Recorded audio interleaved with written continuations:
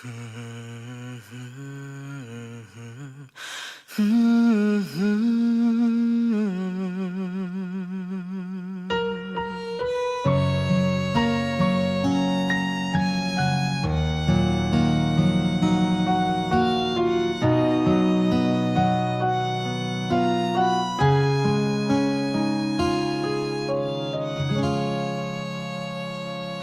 ុស្សស្រីច្រើនណាស់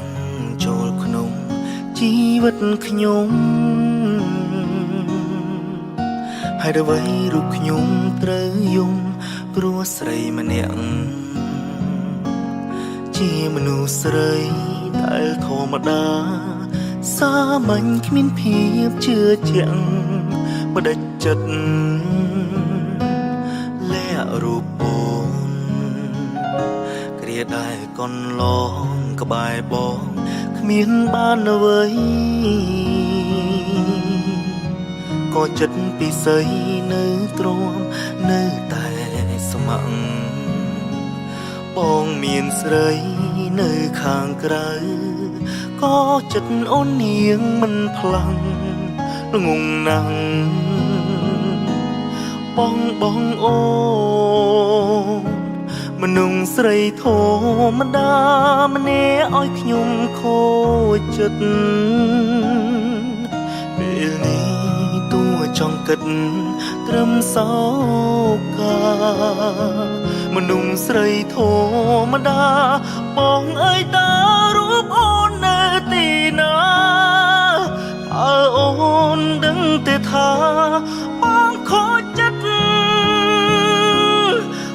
ព្រោះនឹកអូ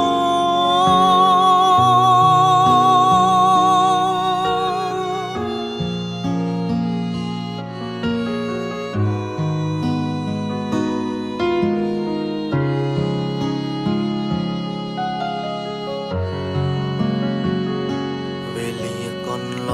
ងបងឆ្កងលើជីវ៉ាថ្ងៃនេះសុំសារភាពថាបងខំហើយចង់សុំអូនផ្ដល់ឱកាសតែខ្លាចអូនមិនផ្ដល់ឲ្យបែកហើយបែករហូតមនុស្សស្រីធម្មតាម្នាក់ឲ្យខ្ញុំខូចចិត្តពេលនេះចង់គិតត្រឹមសោកាមនុស្សស្រីធម្មតាបងអើយតើរូបអូននៅទីណា